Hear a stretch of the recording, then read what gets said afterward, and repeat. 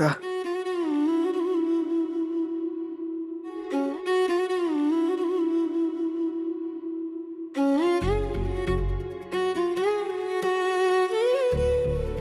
नशीब तुझ्या फोनमध्ये ट्रॅकर ऑन केला होता, नाहीतर काय झालं असतं?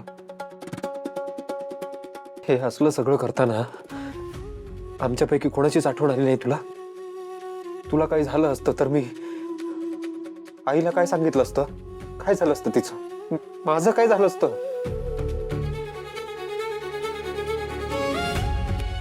तुझा दादा एवढाही स्ट्रॉंग नाहीये की हे सगळं सहन करेल.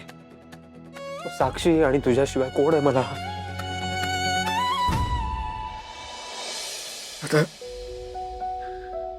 तुला एक गोष्ट सांगू, म्हणजे मला जेव्हा वाटलं ना की सुसाईड करावं, तेव्हा माझ्या डोळ्यासमोर तुझा चेहरा आला होता. मला असं वाटलं एकदा तुझ्याशी बोलावं, तुझा आवाज ऐकावा, एकदा शेवटचा तुझा आवाज ऐकावा. तेव्हा मला असं वाटलं माझ्या लाईफमध्ये सगळ्यात इम्पॉर्टंट तूच आहेस दादा. आणि मग मला फोन करून तुला सांगायचं होतं की माझं तुझ्यावर किती प्रेम आहे, आणि मग स्वतःला संपवून टाकू. एक फाफाडी देईन तुझ्या पुन्हा असं बोललास तर.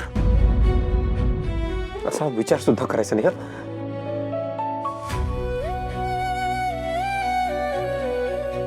सगळं ओके होणार आहे आता.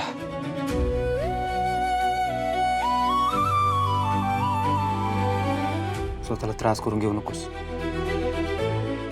आणि कसलाही विचार करायचा नाही. एका मुलीसाठी केलंस तू हे सगळं? एक मुलगी एवढी महत्वाची वाटली तुला की स्वतःचं आयुष्य संपवायला निघाला होतास?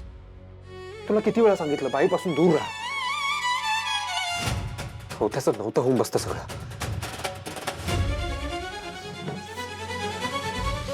कोण आहे ती मुलगी?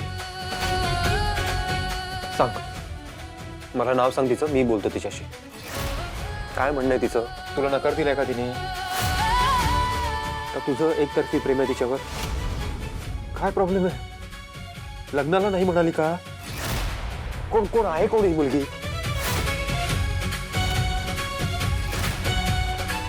एक्सक्यूज मी सर, थोडं बाहेर थांबा, मेडिसिन द्यायचं टायमिंग झालं. बाहेर सॉरी दादा.